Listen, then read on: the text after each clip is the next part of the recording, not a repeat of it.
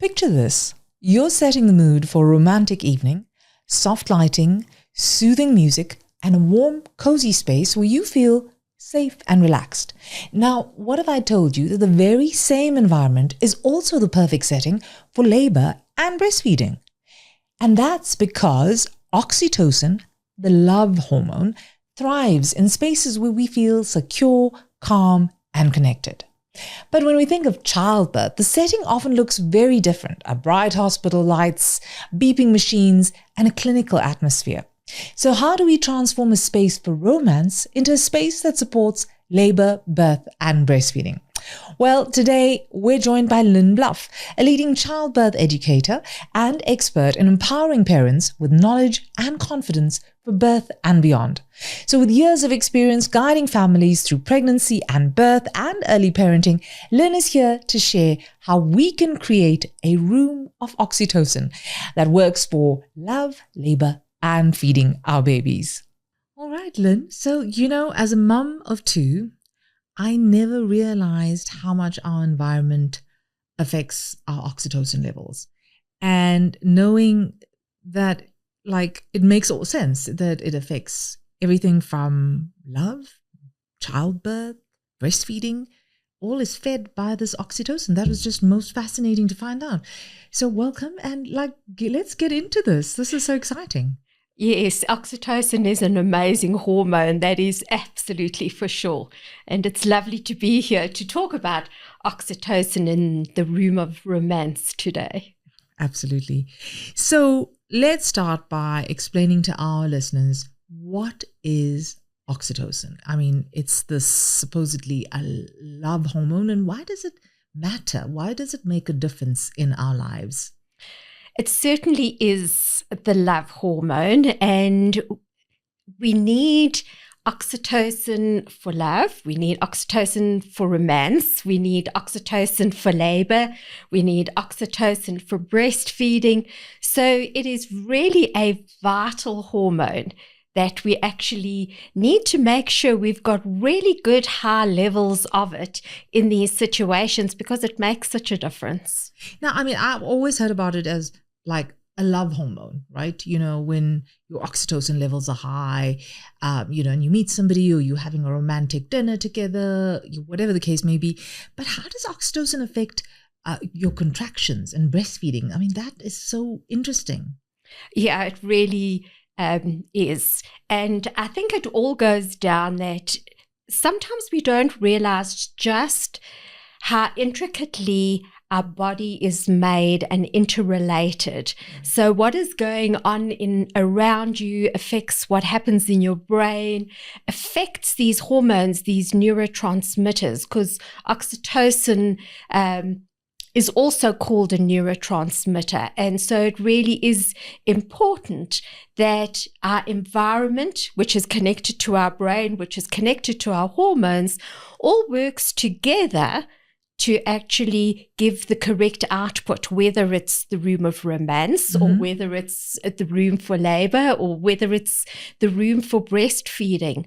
They are actually also intricately related. So now, if we're taking this room of romance, like you called it, like a room filled with oxytocin, because that's what happens, right? When we are having a romantic inclination. But now you're taking it into, let's talk about labor, right? How do we create a labor-friendly environment to stimulate those oxytocin levels or to benefit from those oxytocin levels? What does that entail? So let's look at that connection of why we're calling it the room of romance, right, rather than the room of labor. Because if this is your first pregnancy, you don't know what a labor room looks like. You don't know what it should look like. You don't picture know it as clinical, yes, right? And ghastly. So the support person who's going to be with you has no idea of what they should be adding to this labor room to make it the right room to labor in. And so that's why we've likened it to the room of romance, because we can all visualize what we want if we're having this really hot date, Yes. on Friday night, you want dimmed lights, Right. quiet.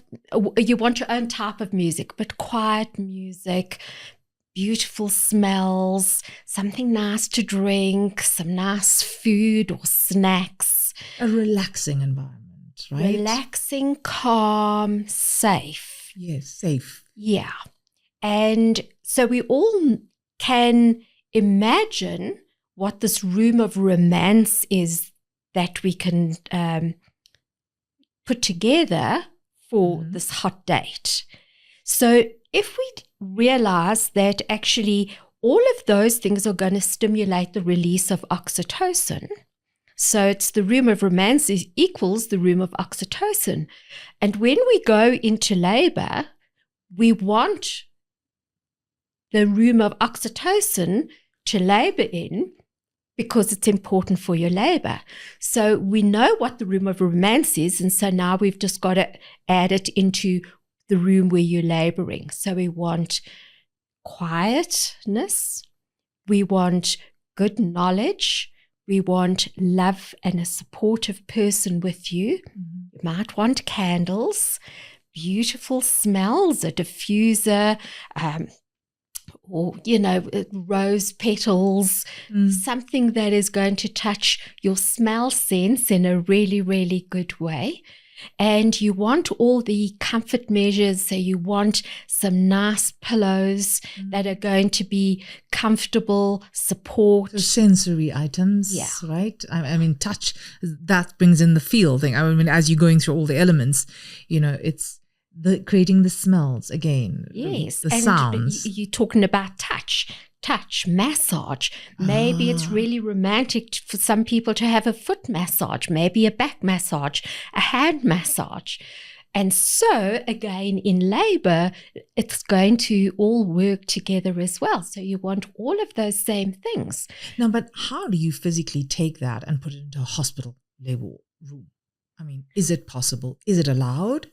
Yeah, absolutely. And remember that when you are pregnant and it's your labor, you do have some say. Yes, one's got to do it within the hospital policy and safety policies of a hospital, but actually it is your body, your baby, your labor that you should actually have some input in this.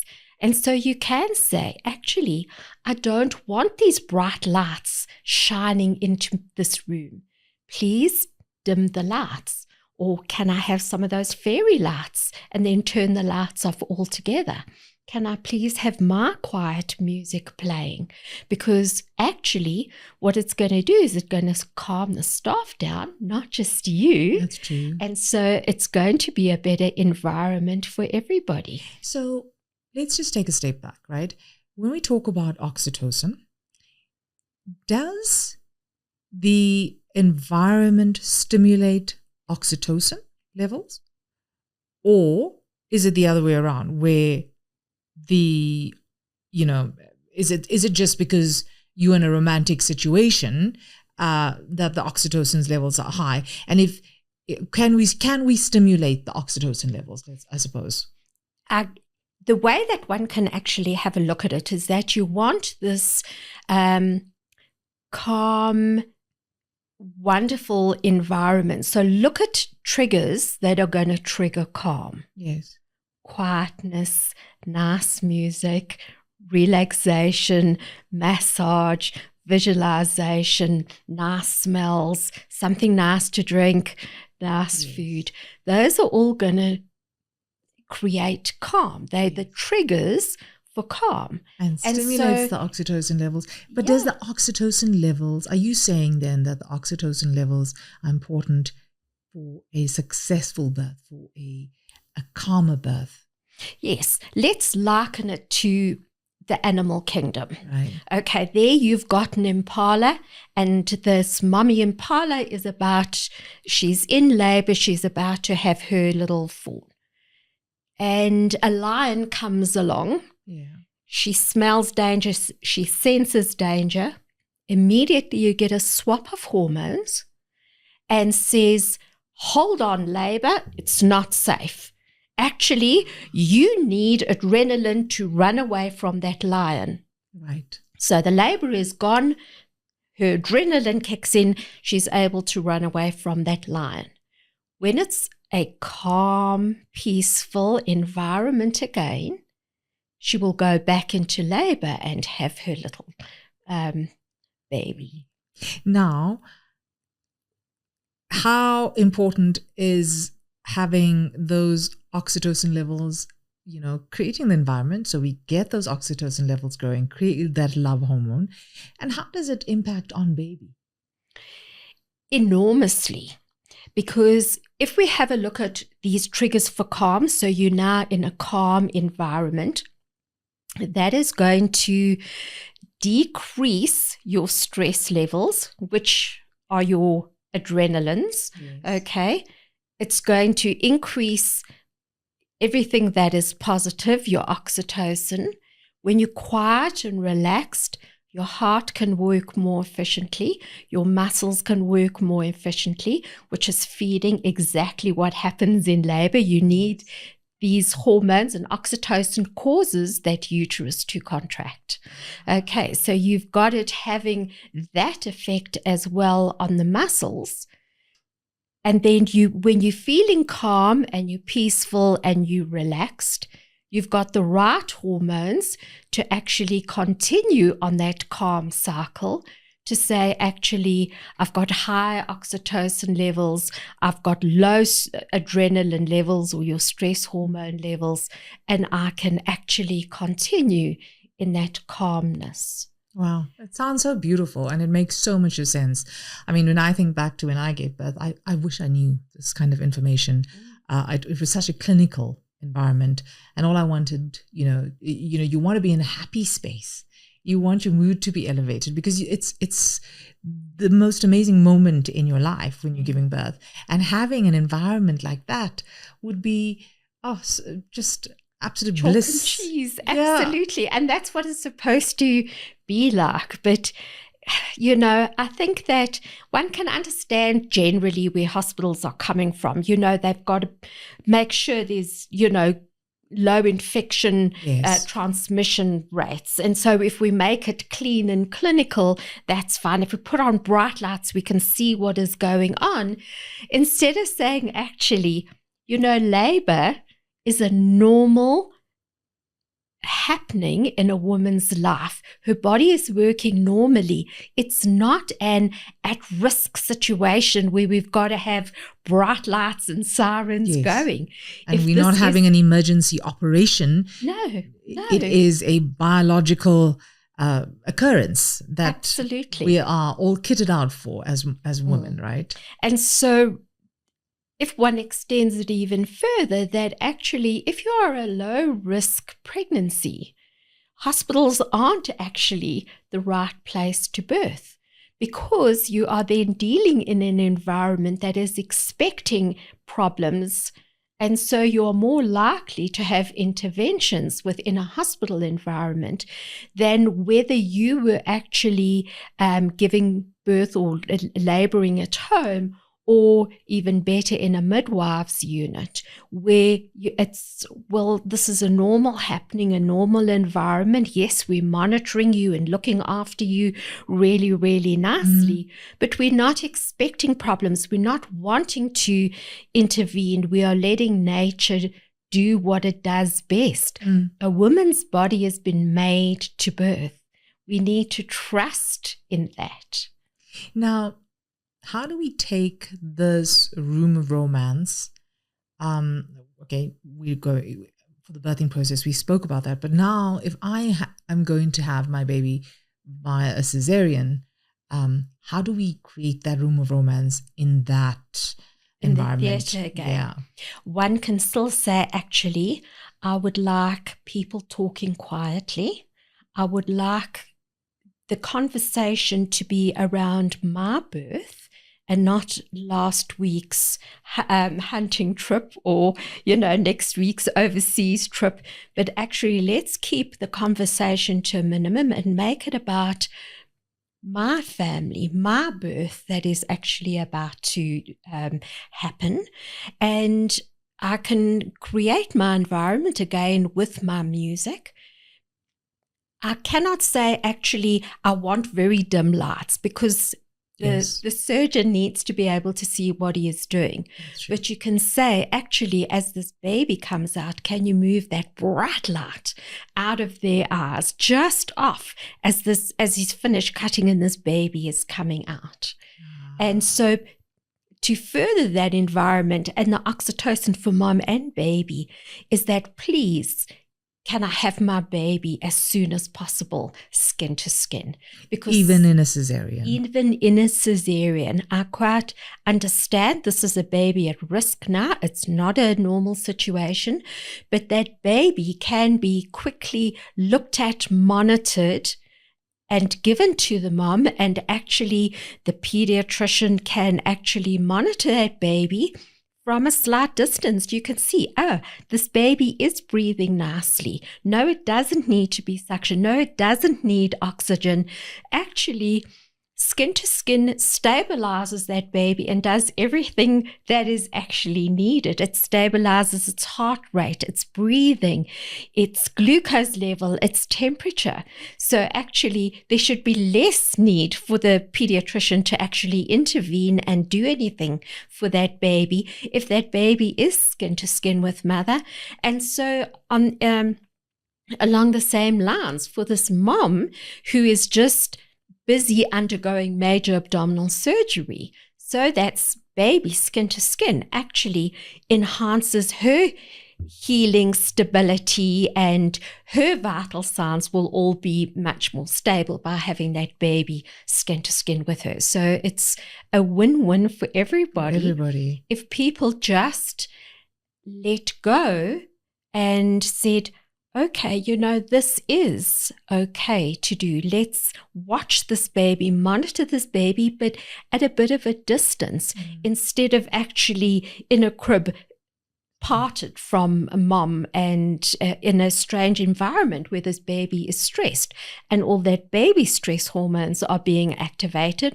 And so mom's stress hormones being activated instead of actually oxytocin being the center of attraction. That is so true. You see, Lynne, as you talk, my head always goes back to my birthing, back to my Caesar.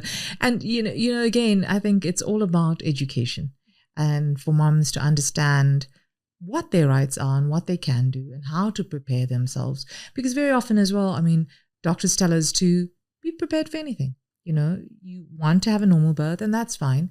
But if we need to have a Caesar, we'll have to have a Caesar. So have an open mind. But even when you're doing that, again, it's looking at, these are my two scenarios that could happen, and being prepared for both, right? And how I'm going to accommodate, I'm set on the one, but if it's the other way, then how do I take that same wonderful room of romance that I've created and now replicate it in this environment, right? And it's the little things. Yeah, it is. It really is the small things that you can, and you are entitled to ask for them. Yes. And if you don't ask, you'll never know, right? Absolutely. And if you ask during a pregnancy, you can say, maybe that's not the hospital for me to give birth at, and perhaps I should look at a different gynae or a different hospital who might actually accommodate me a little bit better. Yeah. Because there are these gentle Caesars, and really that is taking into account your room of romance in theatre. Yes. Now let's take that room of romance. We spoke about breastfeeding earlier, right? Now, how do we create an oxytocin-friendly breastfeeding space in our homes? Exactly the same as we've spoken about. You take the same components. So you will go and put yourself in a nice, calm environment, peaceful, playing your music, having nice smells, dim lights, pillows, cushions, comfort. Of course. Okay. But now, how does oxytocin help for breastfeeding? Does it help us to breastfeed more successfully? Yes. Oxytocin and prolactin prolactin's the mothering hormone. Right. They work together. And oxytocin works on all the little muscles in the breast to cause that ejection reflex of the milk. That's all linked to oxytocin. So again, your breastfeeding is very interlinked with what is happening in your brain, what is stimulating as to whether the right hormones are flowing. And so your breast milk will flow and baby will latch and do all of these wonderful things that they're supposed to. Now, we spoke about labor and the breastfeeding room. And I get it, that the environment is crucial, and how we all, even like we talk about romance, right? Everybody has a different idea, a different melody, a different drink, a different, taste buds, whether it's savory or sweet. There's all these kind of stimulants within that environment, it's colors as well, right? Textures. There's so many things that contribute to creating that ideal room. But how do we what advice do you have for partners in this birthing process? How can they get involved in creating that room for labor and for breastfeeding? Because sometimes mom is overstimulated as well, right? It goes back to the same thing that we liken to the partners. Okay, create the space that you actually want to be on this hot date with. Okay, and just actually move it from one room, your romantic room, to your labor room, or to your Caesar theatre room, or to your breastfeeding room. It is just one and the same, with all the same components that are going to have the same effect to cause oxytocin. Fascinating. And so it's important to do it together, to discuss it with your partner, so that he understands as well why you're doing this, and that you're not trying to fight the system, but you are trying to create a wonderful environment to give birth in, right? Absolutely. And there are some men who don't have a romantic, no notion of romance. And so you might need to teach them about what you view as your romantic room. Yeah. And so they can still identify with that much more easily than they can with identifying with a labor room. Because actually, hopefully, there's been a lot of romance before the labor. Hopefully, yes. Yes, so if you have done your job well for yourself, during your pre-pregnancy stint, that your partner understands what this room of romance is to you, means to you, what you would like created. Wonderful. And it's really fun if you get a group of support people or a group of pregnant moms. And so you send the partners off together and say, okay, create this room of romance. Today it's hot, so we would say, we need a nice cool environment. But come winter, what do you need? You need a fireplace, Yes. And so depending on where you live in the world as well is going to differ. Yeah, that's true. As to, particularly the temperatures and the blankets and things that are or aren't in the room. That is true. But yes, you can have lots of fun when you get a group, troubleshooting what is a romantic room. Absolutely. It's a great baby shower idea, for your friends to come up with ideas of how to create a space for you. I can see there's lots of possibilities. But as we round up, Lynne, I love the analogy. I think it's really, really great. What are your tips for mums on this? If they have to take away a few things from you today on the oxytocin, love hormone, creating the room of romance, what would be your guidance to them? Make sure that you know what you need in your room of romance. And don't be scared to create your room of labor. Even if it's in a hospital environment, in a very clinical environment, there are those small things that you can actually do. Turn down the lights, put on music, put a sign on the door, please don't interrupt, no loud noises, no unnecessary talking. Yeah. Those things you have a right to ask for, and they make a huge difference between the room of oxytocin and actually a labor room that is not conducive to labor in. Wonderful. I love how simple it actually is. You know, lighting, scent, sound, textures. I mean, it's all inexpensive. It's probably in your home already. And how all these such little things can make such a difference to both your birth experience and your breastfeeding journey.